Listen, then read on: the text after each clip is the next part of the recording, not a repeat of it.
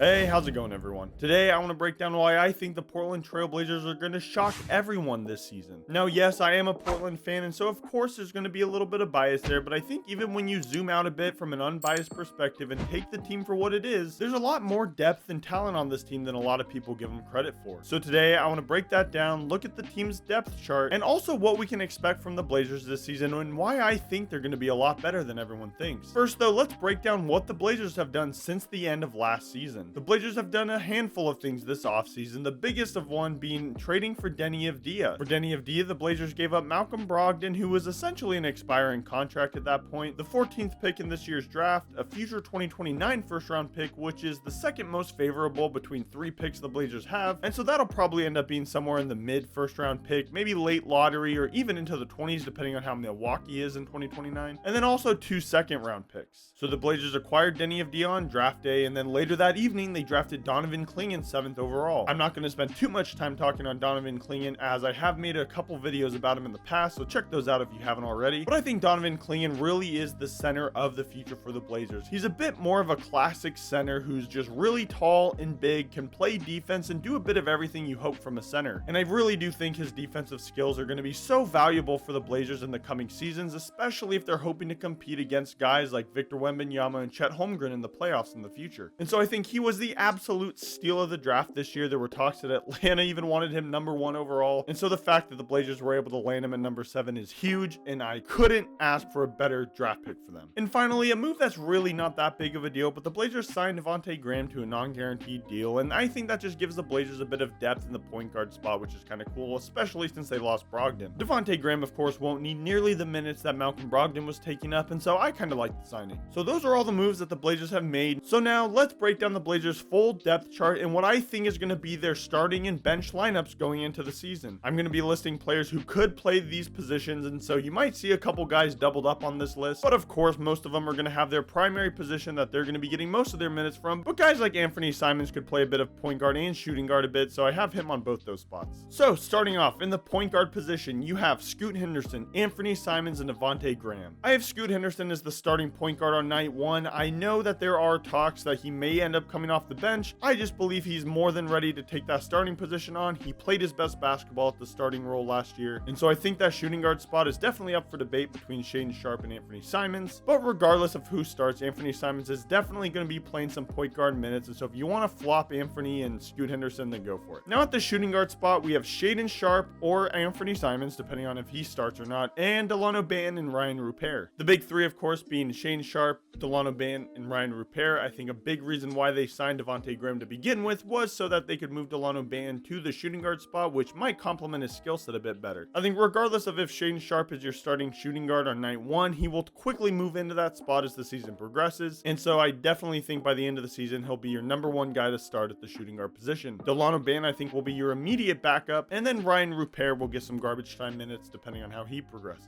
Now moving on to the small forward spot, I think the small forward position looks a lot better this season for the Blazers than it has in the past because they got PNWDev. The Blazers have been wondering for years who's going to be their starting small forward of the future. If you guys remember a few years back, the debate was up between Shaedon Sharpe, Matisse Thybulle, and Nasir Little, I believe. And so to have a guy like PNWDev who is just so much better than everyone else and can just slide in perfectly as a small forward and has all the skill sets you would hope of a forward, is just finally nice to have. And so the small forward depth is PNWDev, Toumani Camara, and Matisse Thybulle. I think whichever one of Scoot Henderson, Shaedon Sharpe, and Anthony Simons doesn't start will probably be your 6th man off the bench, but I think after that, Toumani Camara will definitely be your next guy off the bench, especially considering the rookie season he had. And then of course you have Matisse Thybulle, who a lot of people may argue is better than Toumani Camara at this very moment. He has one of the best steal ratings in the NBA. However, he's just kind of the odd man out here, and I wouldn't be surprised if the Blazers trade him before opening night. Now moving on to the power forward spot, you have Jeremy Grant, Jabari Walker, and Chris Murray. Jabari Walker showed a lot of progress last year and seemed to be getting a lot better on offense. However, it's still not quite there for him. I think his rebounding and defense is definitely where his skills shine, and so I think he'll be your first power forward off the bench behind Jeremy Grant. And then Chris Murray is kind of in the same boat as Ryan Rupert. Maybe he plays a lot of time in the G League, but I think primarily he'll just be playing garbage time minutes.